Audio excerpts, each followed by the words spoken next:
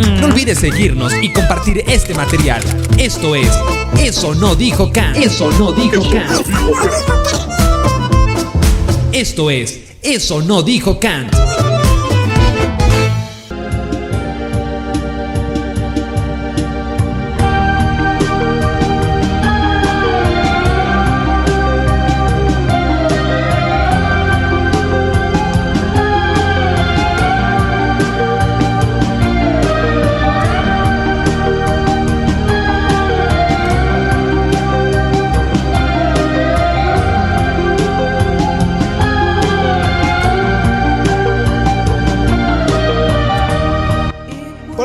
Yo soy Edgar Pacheco y esto es Eso no dijo Kant. El día de hoy hablaremos de Sísifo, es decir, el día de hoy hablaremos de nuestras vidas. ¡Comenzamos!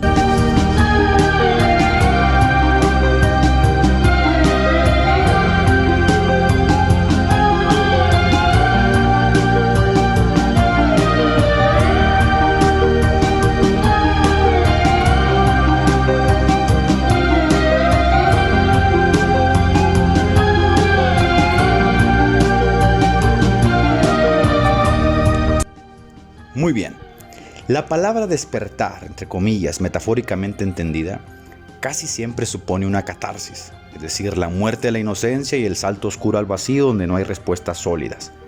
Cuando la mente, por ejemplo, participa de una realidad cruda, muy chocante o muy traumática, se suele disociar, es decir, se crean personalidades alternas, alter egos que pueden lidiar con el trauma, que pueden lidiar con lo chocante, que pueden lidiar con esa realidad tan cruda. Es decir, lo que la mente hace es que duerme al recuerdo, duerme a la cruda realidad, porque abrirse a ella obviamente le causaría dolor. Y este mecanismo de defensa lo que intenta es privarnos, es decir, protegernos del dolor. En un menor grado también existe lo que se llama la disonancia cognitiva, que no es sino la desarmonía interna del pensamiento. Cuando una persona se encuentra entre dos ideas que se contraponen y debe elegir una, entra en lo que se conoce en la psicología como la disonancia cognitiva. Las personas tenemos mecanismos para lidiar con lo que es contrario al armazón de ideas que le dan sentido a nuestra realidad. Por eso, por ejemplo, Sankara, el famoso filósofo de la no dualidad, afirmaba que no se debe de separar la indagación filosófica de la vivencia espiritual, porque el uno sin el otro es la muerte. Despertar puede significar morir, y morir viviendo, dice Sankara, es lo más triste que le puede acontecer al hombre. No sé si has visto o recuerdes esa triste película de Brad Pitt llamada Ad Astra, Hacia las Estrellas.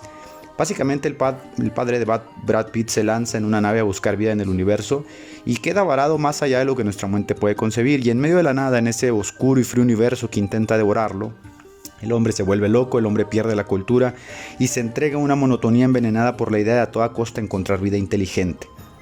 Ahí Brad va en busca de él y al encontrarlo le pide que regrese con él, pero el padre le dice una frase que es muy interesante.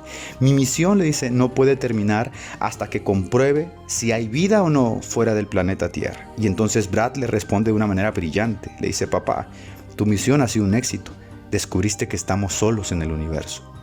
Y así mismo pensaba Michel de Montaigne en el siglo XVI cuando dijo: nuestro mundo ha encontrado a otro, al referirse al descubrimiento de América, porque de repente la gente tuvo que dejar de creer que eran los únicos, que el sol no giraba en torno a la Tierra, que la Tierra no era el centro del universo y que muy probablemente, como decía Darwin, éramos el resultado de procesos aleatorios que se habían unificado a través del tiempo dando vida a la diversidad que conocemos. De ahí veníamos nosotros, dice él.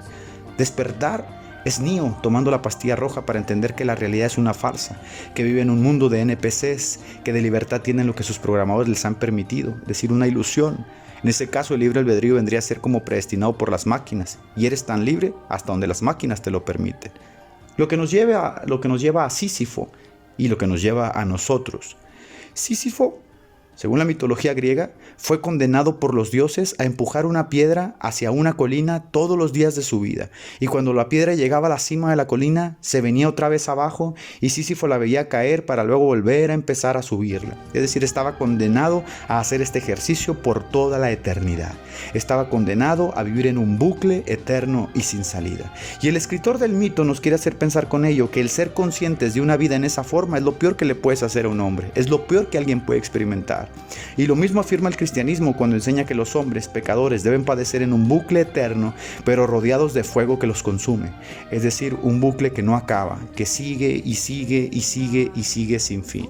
Y la idea del bucle ya es temerosa porque ni siquiera tenemos en la mente una concepción de lo que es la eternidad.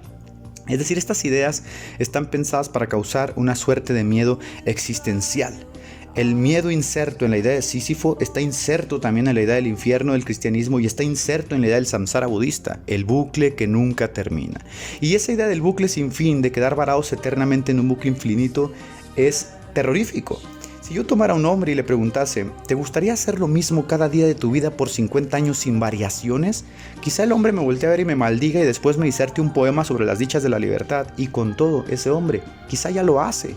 Ha vivido una monotonía exacta y sin variaciones por los últimos 50 años al levantarse, lavarse los dientes, desayunar, brincar a su carro, al transporte público, ir al trabajo que lo espera, dedicarle las próximas 10 horas, regresar a casa, cenar, dormir y volver a empezar el día de mañana por los próximos 50 años. Ojo, que con esto no estoy desvalorizando el trabajo ni la vida de nadie. Solo digo que cuando el hombre cobra conciencia de la vida que tiene, puede llegar a entrar en crisis existenciales que en ocasiones son terribles y que en ocasiones llegue a pensar que la ignorancia, como decía Epicuro, puede ser felicidad. Byung-Chul Han en su libro La sociedad del cansancio dice que toda época tiene sus enfermedades.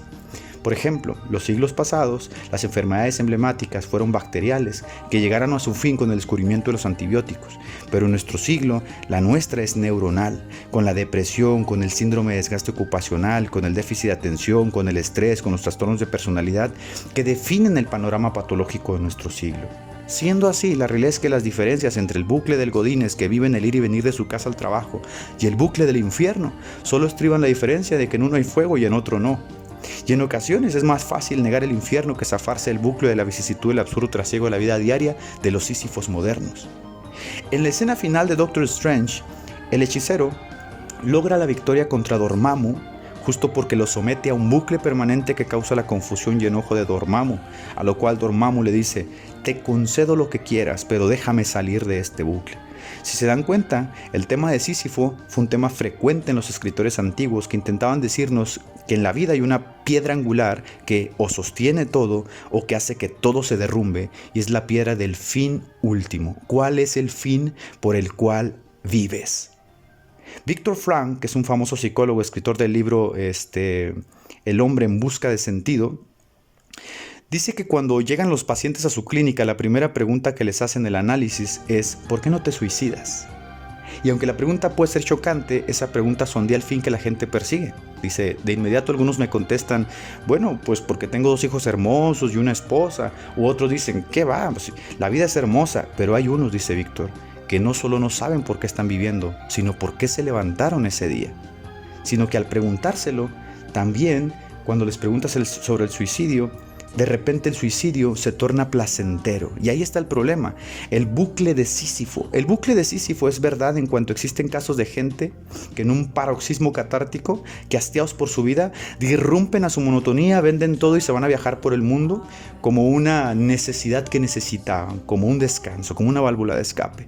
Y es verdad que el sistema mismo culmina el bucle con una salida catártica a ello, es decir, a los 50 o 60 años de tu monotonía serán coronados por unos últimos años en los que podrás gozar de una pensión honorosa, si es que la tienes, que te permitirá solo recordar que fuiste un NPC y que tuviste una vida tan semejante como todos los demás. Hay una serie muy interesante, existencialista, llamada BoJack Horseman. Es un caballito existencialista que a través de su vida nos va demostrando cuál es la vida que todos llevamos. Hay varias partes que podemos rememorar. Por ejemplo, este existencialista personaje asiste a una de esas conferencias de coaching motivacional tan famosas en nuestros días, y al terminar la ponencia en la sesión de preguntas y respuestas, BoJack pregunta al ponente, ¿es demasiado tarde para mí? Parece que todo lo que el ponente había dicho aplicaba solo para jovencitos excitados por la energía que todavía les recorre el cuerpo y que se sienten dueños del mundo. Jóvenes que pueden viajar, emprender, correr, gritar, hacer y vivir a costa de la cartera de sus padres. Pero BoJack dice, ¿pero para mí? ¿También es para mí? Como único dilema filosófico principal, dice Albert Camus, el suicidio es lo único que nos debería preocupar. Porque si la vida no tiene un fin último y todo es absurdo, lo mejor sería acelerar lo inevitable que es la muerte. Alguien que se sabe consciente de estar viviendo un bucle eterno en el que nada cambia y que más allá de ello se ha entregado a la idea de que después de la muerte nada existe. El suicidio aparece no solo como el clímax de una salida placentera, sino como algo viable al tormento existencialista. Por ello decía Epicuro, el verdadero dolor al que ha de enfrentarse un hombre que piensa, no es al de la enfermedad o al de la muerte. Al verdadero dolor que hay que enfrentarse es el de la vida, porque los animales no son conscientes de su muerte. Los dioses no mueren, pero el hombre a la mitad de ellos dos no solo es consciente y mortal, sino que vive para saber que va a morir. Ahí está el dolor de lo que se denomina existencial. Y en algún momento la gente que indaga y piensa lo vive. Camus propone una salida. Quédate conmigo en Eso No Dijo Kant.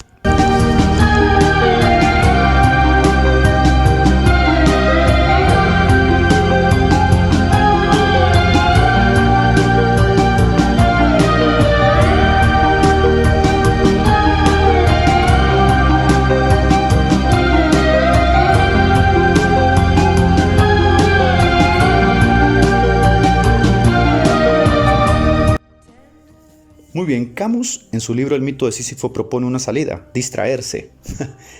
Distraerse, es decir, haz algo que consuma tu tiempo y te entretenga hasta que el tiempo se te acabe. En el caso de la serie de BoJack Horseman, él está a punto de suicidarse, va en su carro, cierra los ojos y está a punto de suicidarse, igual que la película El Club de la Pelea. Pero de repente encuentra una salida a su crisis. Se para a un lado de la carretera y ve a una manada de caballos corriendo sin sentido, pero felices, limpiándose el sudor de la cara, corriendo agitados mientras ríen. Y entonces Horseman comprende que la felicidad se encuentra en la estupidez. ¿Y qué es la posmodernidad sino estupidez? La posmodernidad es dinamitar todo lo que nos hace sufrir y tornarnos estúpidos para ser felices. ¿No te agrada el nombre? Cámbialo. ¿Estás descontento con tu género? Cámbialo. Cambia estatuas, calles, programas, películas. Cámbialo todo para que seas feliz. No importa cuán estúpido sea, que la razón aquí ya no importa. Entre más estúpido sea y más refleje tu desarmonía con el mundo, más feliz vas a ser. Porque al final de cuentas ese mundo te lo crearon otros, no lo creaste tú. Y ese mundo en realidad te aprisiona. Entonces, presas de saberse esclavos de un trabajo, una vida estéril, la humanidad occidental pasó a vislumbrar el cielo como un aliciente al cual aspirar, a consumir su tiempo, energía y fuerzas, en comprar cosas que los libren del tedio y el aburrimiento de esta absurda vida y en dinamitar todo el estamento de aquello que nuestros padres consideraron racional y tornarnos estúpidos para buscar la felicidad. Porque en esta absurda vida, como decía Víctor Frank, algunos pueden vivir para sus hijos o para su esposa o para nadie, pero el suicidio tiene su fin último en Dios, dirá Víctor Frank en su libro El hombre en busca de sentido. Entonces está el clímax de la serie de Horseman, en donde el protagonista grita con todas sus fuerzas: nada es malo porque todo lo que hago no es bueno ni malo. Nada tiene consecuencias porque nada tiene sentido. No importa si hundes la nariz en cocaína para buscar la felicidad. No importa si ahogas al Sísifo que se yergue desde tu pecho con alcohol. Solo una cosa importa: sé feliz a toda costa. Yo no sé si tú te has dado cuenta cuánto le apuesta Hollywood a las películas de antihéroes, porque los antihéroes representan la irreverencia al orden, a las líneas, al supuesto mundo perfecto que nos legaron nuestros padres, porque el antihéroe es feliz así como él es, sin convencionalismo, sin líneas, sin etiquetas, sin formalismos. Por eso nos causa emoción leer de Diógenes o de Bukowski, quienes pueden ahogarse en alcohol mientras le escupen a la cara a los otros que son esclavos del sistema. Por eso Deadpool es la película de antihéroes más taquillera de la historia.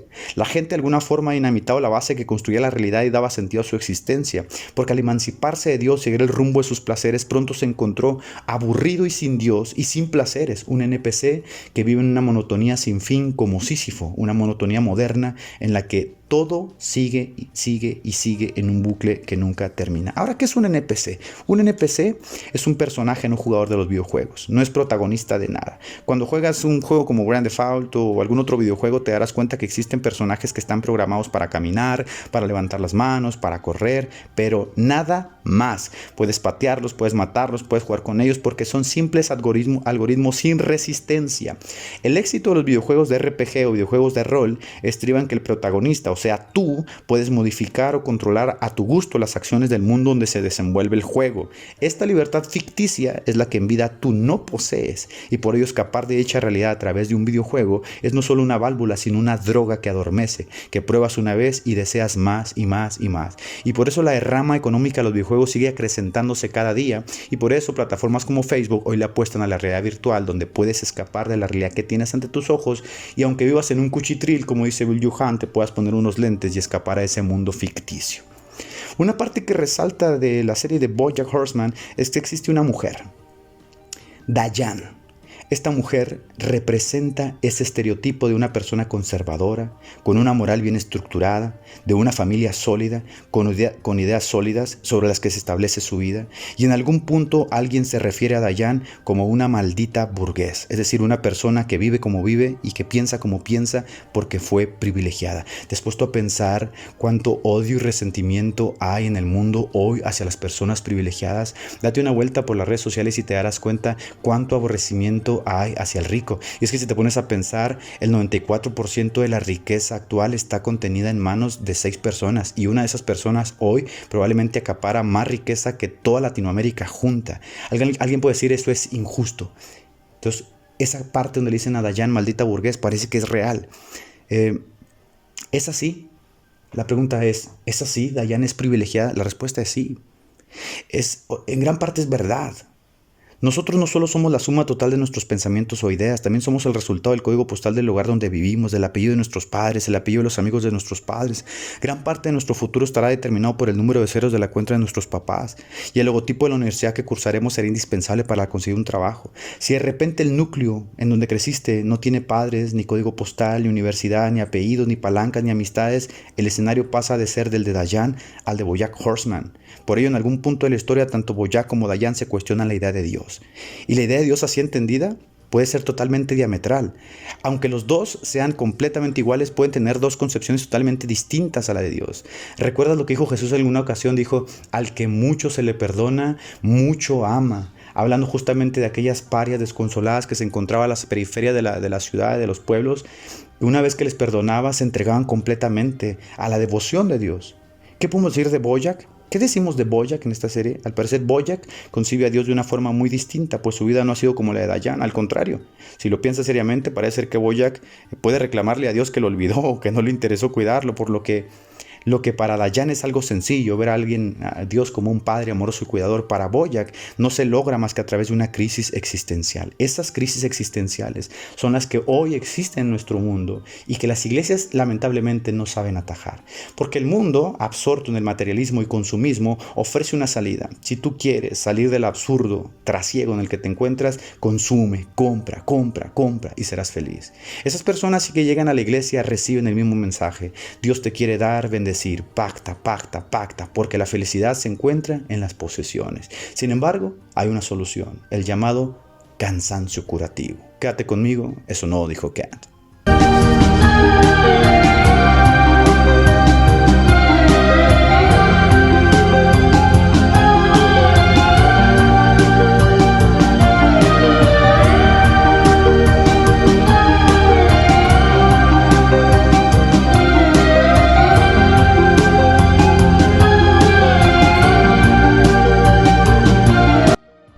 Esta es la última parte, el cansancio curativo.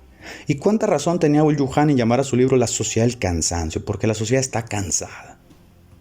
Id y curar es un libro de Olegario muy famoso que revierte totalmente el formato desgastado de la iglesia institucional cristiana y dice, el único fin del cristianismo moderno es curar.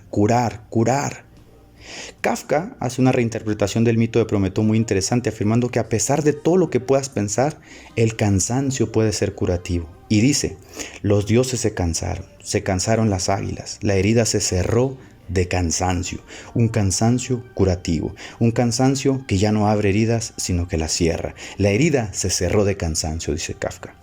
Ese cansancio existencial de abrir los ojos y darte cuenta de que vives en el bucle de la modernidad capitalista, de la modernidad líquida, ofrece dos caminos. El primero es dinamitar el mundo, destruyámoslo, como dicen los posmodernos. La segunda es ir al maestro, quien dijo, venid a mí los cansados y agobiados, y yo los haré descansar. El cansancio nos lleva al descanso, no por medio de la destrucción del mundo, sino por medio de Jesús, quien se ofrece como paliativo del existencialismo que nos agobia. Y así, en medio de mis crisis, puedo dar el salto de fe de creer y saber que sí existe un fin último, que aunque me cause agonía creerlo y sostenerlo, como decía Kierkegaard, es una agonía momentánea, porque después de cerrar los ojos tendrá su recompensa. Y es un salto de fe, porque algunos lo pueden ver como platonismo para los pobres, como decía Nietzsche, falsas salidas, o algunos otros lo podemos ver, como decía Jesús, bienaventurados los que sin haber visto creen, porque de ellos es el reino de los cielos. Y bien decía Sartre, que nada pasa hasta que toca fondo. Todos los que toquen fondo en esta modernidad líquida pueden voltear al cielo y decir como Juliano, has vencido, Nazareno. 2000 años han pasado y todavía hablan tus palabras al cansado hombre moderno, tanto como hablaron al hombre antiguo. Y así la salida es el cansancio curativo. ¿Estás cansado? Ven.